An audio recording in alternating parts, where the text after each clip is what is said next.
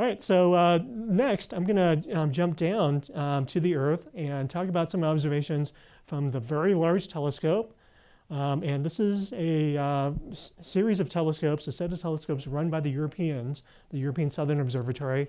Most European countries fund ESO or ESO, and the observatory is down in Chile, so in very high and dry part of the Andes Mountains.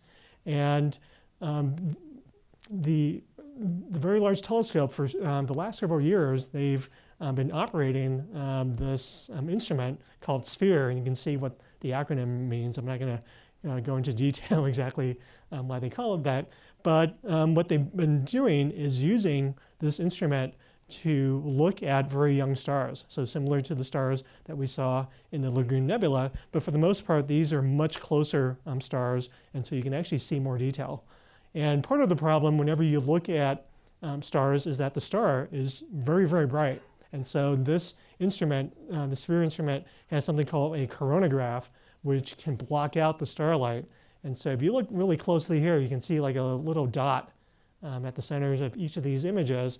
And those are locations where the starlight has been blocked. And these young stars are all stars where we see evidence of material still accreting onto the star. And what's really interesting is that for these 9 different young stars, we're seeing the circumstellar disk, the disk of gas and dust, where that's shows you where material is flowing into the star, and also shows you material that can later form planets.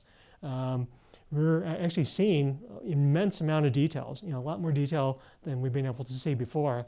And we're also looking at each of these stars in different configurations or at different orientation angles. And so these top 3, actually these 5 here, we appear to be looking down the kind of the barrel or down the pole of these stars. And so you're seeing that accretion disk, that circumstellar disk from the top. And so it looks pretty circular. But for these 3 particular stars here, you're seeing it more at an angle. So it's slightly tilted here, but now we're seeing more of an oblique view for these 2 stars. And then finally this one at the center, you're looking at it exactly edge on. And what's really, really cool, of course, is that we're seeing potential gaps that are opened up by planets that are forming within this particular disk. And then in this case and this case here, what we're seeing is that we're actually seeing all these images are in the infrared, so similar to that Hubble image on the right. But in all these cases, what we're seeing is infrared emission from warm dust. So not the actual gas, but these very microscopic dust grains that can later grow into planets. Planets accrete from this interstellar dust. And so when we see a gap here and a gap here, that's not due to the lack of dust. It's just that the dust here is probably too cool to emit in these infrared wavelengths. And so what we're seeing is dust that's being lit up by that central star.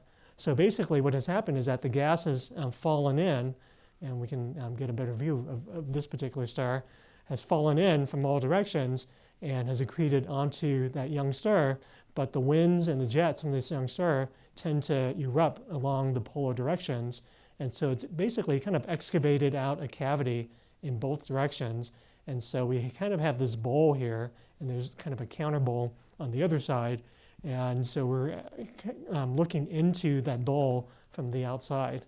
But there's still substantial gas in this direction that we're not seeing any emission from, just because it's not being lit up by that central star. There's too much material here that's blocking the light from that young star to heat up the dust in the center. And finally, here's a close-up of that edge-on disk. And there's actually a paper that was put out or posted to one of the paper servers online. And the team of astronomers that are working on this particular object, they were able to actually subtract out. These are actually additional stars that are in the field. And so they're basically contaminating this particular view. They don't actually belong to the structure here. But when they do subtractions of these young stars, they actually get a nice kind of edge-on, almost crescent shape. So they're getting a hint of the almost edge-on disk.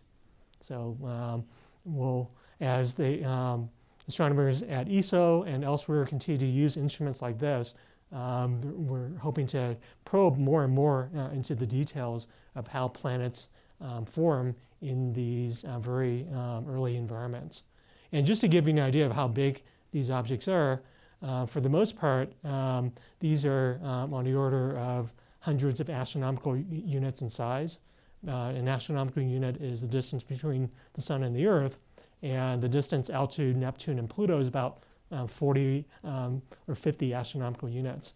And so these disks are in the order of multiple times the size of our solar system. So we're looking at very large objects right now.